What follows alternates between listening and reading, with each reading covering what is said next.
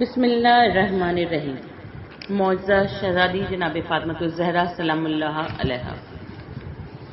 راوی بیان کرتا ہے کہ ایک سنارن ایک روز حسب معمول اپنے محلے کے کنویں سے پانی بھر رہی تھی کہ یکایک شور ہوا کہ اس کا لڑکا اس کے پڑوسی کمہار کے دہکتے ہوئے آوے میں گر گیا ہے۔ یقین ہے کہ وہ جل کر مر گیا ہوگا۔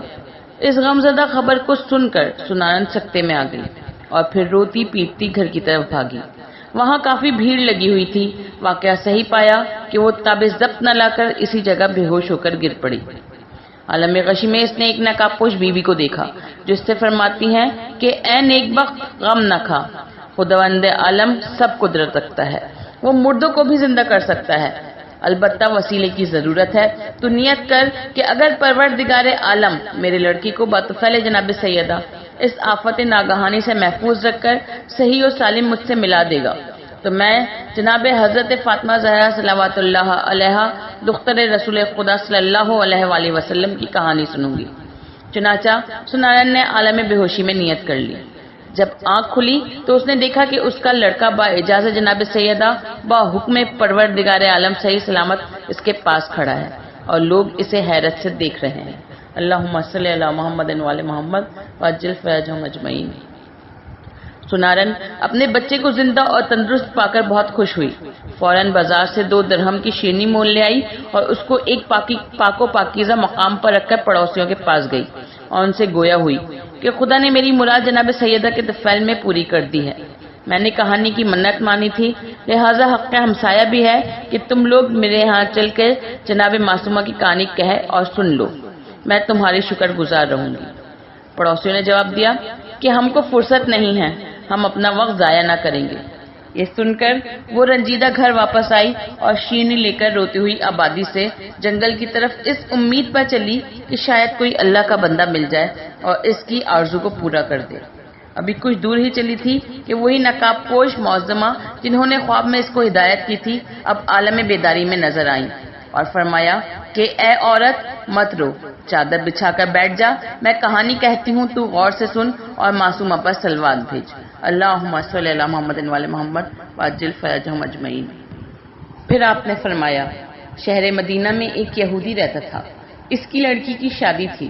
سب یہودیوں نے باہم صلاح کی کہ اس موقع پر مسلمانوں کے رسول کی بیٹی کو بلا کر معاذ اللہ رسول خدا کی توہین و تذلیل کی جائے، اس لیے کہ جناب سیدہ وہی پھٹے پرانے کپڑے پہن کر آئیں گی۔ چنانچہ اسی مشورے کے تحت وہ یہودی خدمت جناب رسول خدا صلی اللہ علیہ وآلہ وسلم میں حاضر ہوا اور کہنے لگا حق کے ہمسائیگی رکھتا ہوں، اس لیے خواہش مند ہوں کہ آپ کی دختر نیک جناب سیدہ میری لڑکی کی شادی میں میرے غریب خانے پر تشریف لائیں۔ اگر آپ ان کو شرکت کی اجازت عطا فرمائیں گے تو میری بہت بڑی عزت افزائی ہوگی۔ آپ نے فرمایا اب سیدہ کے مالک و مختار علی ہیں، تو ان سے اپنی خواہش بیان کر۔ یہودی یہ سن کر خدمت جناب امیر علیہ السلام میں حاضر ہوا اور اپنی اس خواہش کو بیان کیا۔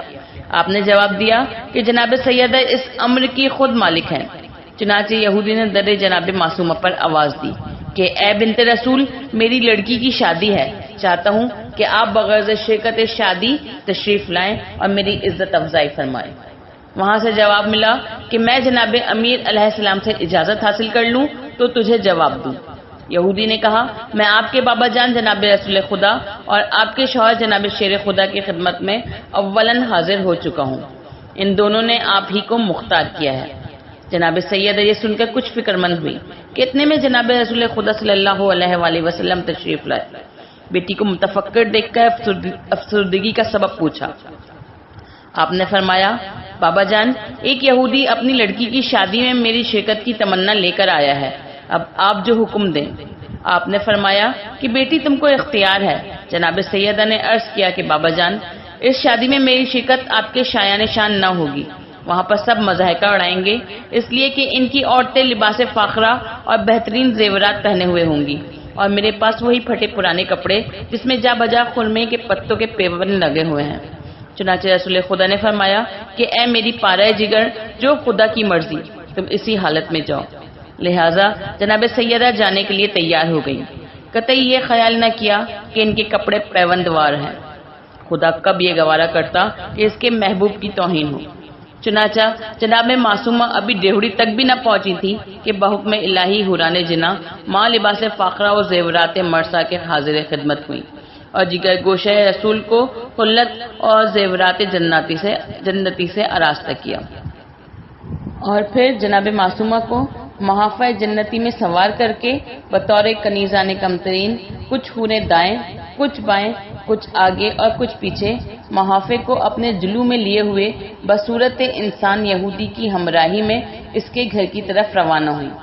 جس طرف سے جناب سیدہ کی سواری گزرتی تھی اس طرف کی فضا معطر ہو جاتی تھی۔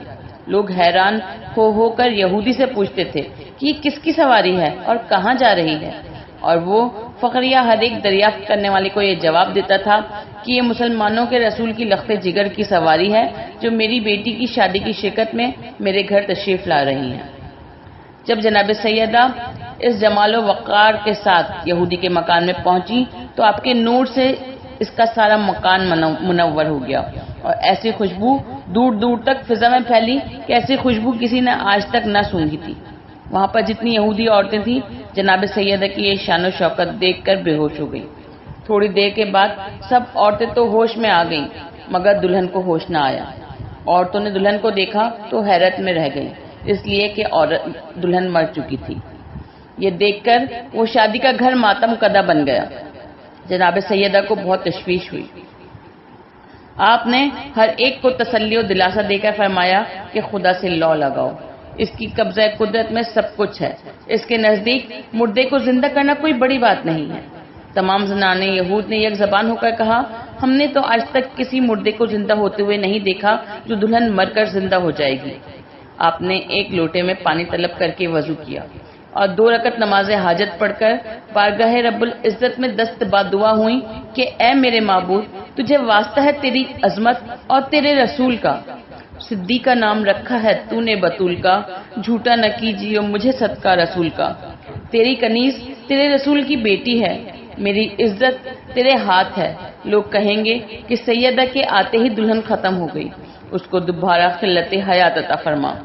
ہنوز دعا تمام نہ ہوئی تھی کہ دلہن کلمہ شہادت پڑھتی ہوئی اٹھ بیٹھی، اللہم صلی علی محمد وعلی محمد واجل فرجہم اجمعین، اور گویا ہوئی کہ میں شہادت دیتی ہوں کہ خدا وحدہ لا شریک ہے اور آپ کے والد ماجد اس کے سچے اور آخری رسول ہیں، آپ مجھے اسلام کی تعلیم فرمائیں۔ چنانچہ جناب سیدہ کا یہ اعجاز دیکھ کر دلہن کے ساتھی اور دیگر 500 زن و مرد یہودی مشرف با اسلام ہوئے۔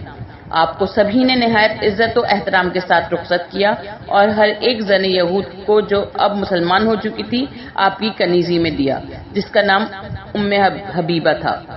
جب آپ شادہ اور فرحاں اپنی دولت خانے پر واپس تشریف لائیں اور اپنے پدر بزرگوار سے اس واقعے کو فرمایا تو آپ بہت زیادہ خوش ہوئے اور سجدہ شکر بجا لائے۔ اللہم صلی علی محمد وعلی محمد وعجل فرجہم اجمعین۔